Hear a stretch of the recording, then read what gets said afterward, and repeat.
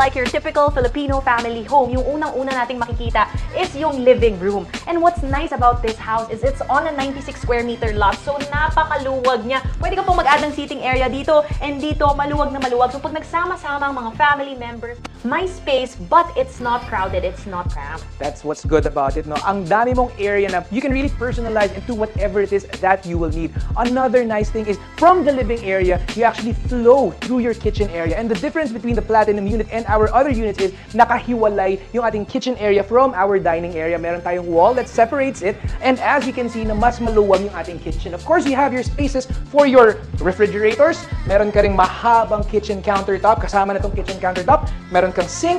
And of course, an area for you to be able to cook.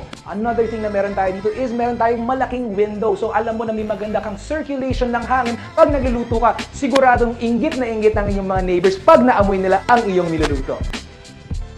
And meron din tayong bathroom dito sa first floor dahil importante may bathroom sa first floor for easy access. It's spacious enough to fit in a standard toilet, sink, and shower. And again, kasama to sa deliverables when you purchase this Platinum unit. Meron din siyang window for good ventilation. But what I like about this area is once you step out of your bathroom, meron kang extra space here where you can put something like this, your washing machine. Para mas easy access for the family. Kahit yung mga kids mo, they can help you with the laundry kasi nasa loob lang ng bahay. You can also add a shelf like this where you can put your towels, your linens, or yung mga laundry ninyo.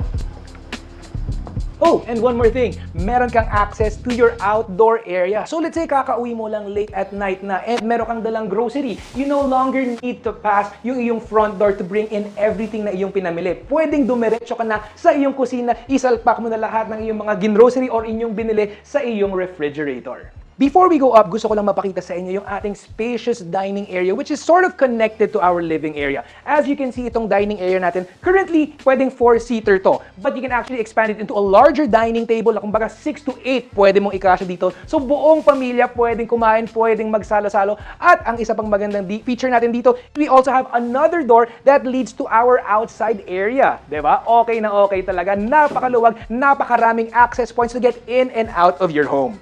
And now, finally, we can go upstairs to check out all the bedrooms.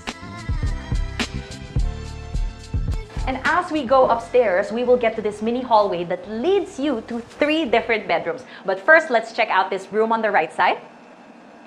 This is the first bedroom of this house. You can fit a single bed, pwede ka magkaroon ng vanity desk, wardrobe, pwede ka rin mag-add ng different furniture and decorations. But what I really love about this specific room is it faces the Arco streets where you will be greeted by the natural landscape, especially in the morning. But now let's check out the room right across this room.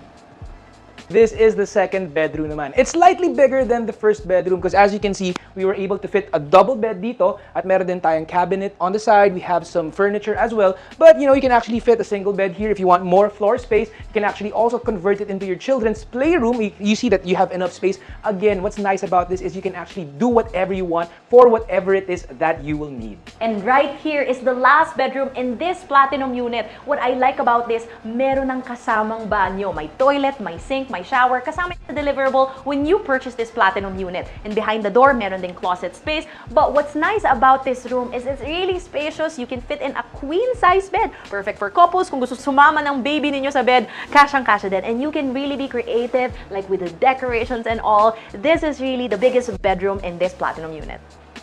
Amazing.